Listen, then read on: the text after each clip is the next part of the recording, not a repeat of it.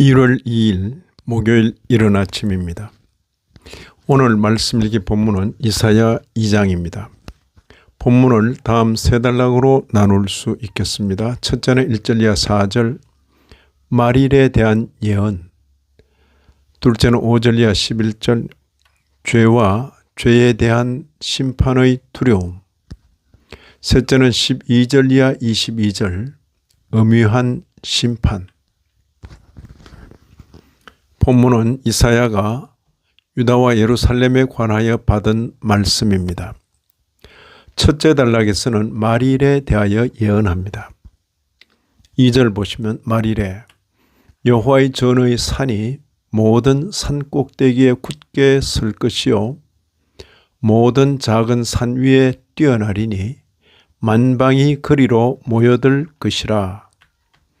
상징적인 표현입니다. 산 이야기가 아니라 교회 이야기입니다. 신약 교회를 가리키는 상징적인 표현입니다.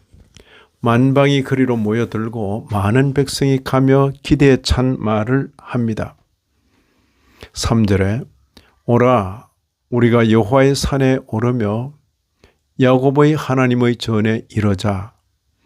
그가 그의 길을 우리에게 가르치실 것이라.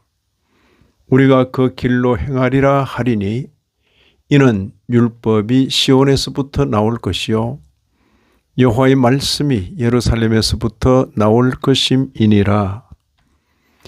여기 언급된 시온과 예루살렘도 앞서 언급한 여호와의 전의 산처럼 신약 교회를 가리키는 표현입니다.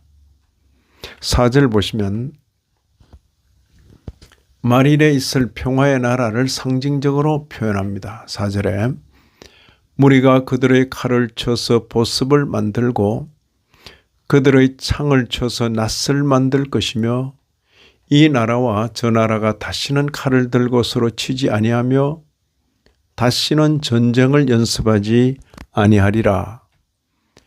둘째 단락에서는 죄와 죄에 대한 심판의 두려움을 선포합니다. 여호와의 빛에 행하여야 할 야곱 족속이 여호와께로부터 버림받은 이유들로 가득한 동방 풍속과 점을 치는 것과 이방인과 언약을 맺는 것이 지적되었습니다. 있어야 할 것은 없고 없어야 할 것은 가득한 당시 선민들의 일그러진 모습을 보게 됩니다.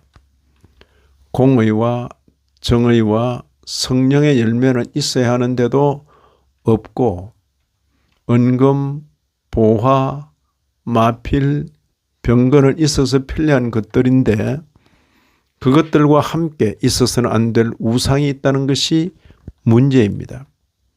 이에 대하여 두려운 심판이 선언됩니다. 11절에 그 날에 눈이 높은 자가 낮아지며 교만한 자가 굴복되고 여호와께서 홀로 높임을 받으시리라.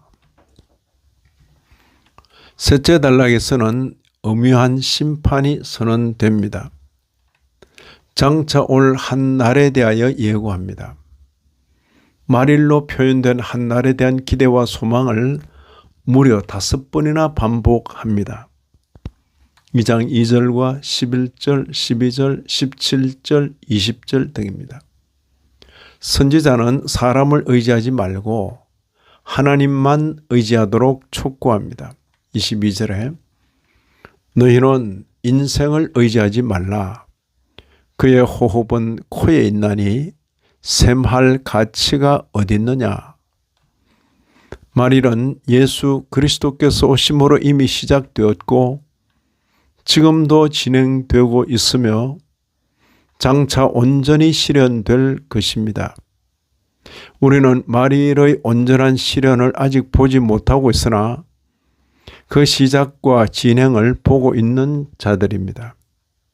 오늘 또 예고된 말일을 기대하는 자로 살아야 하겠습니다.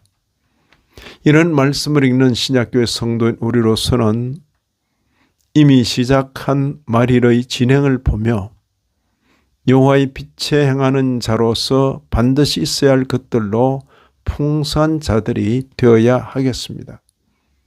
비록 금, 은, 보화, 마필이 없을지라도 공의와 정의와 성령의 열매는 풍성하여야 하겠습니다.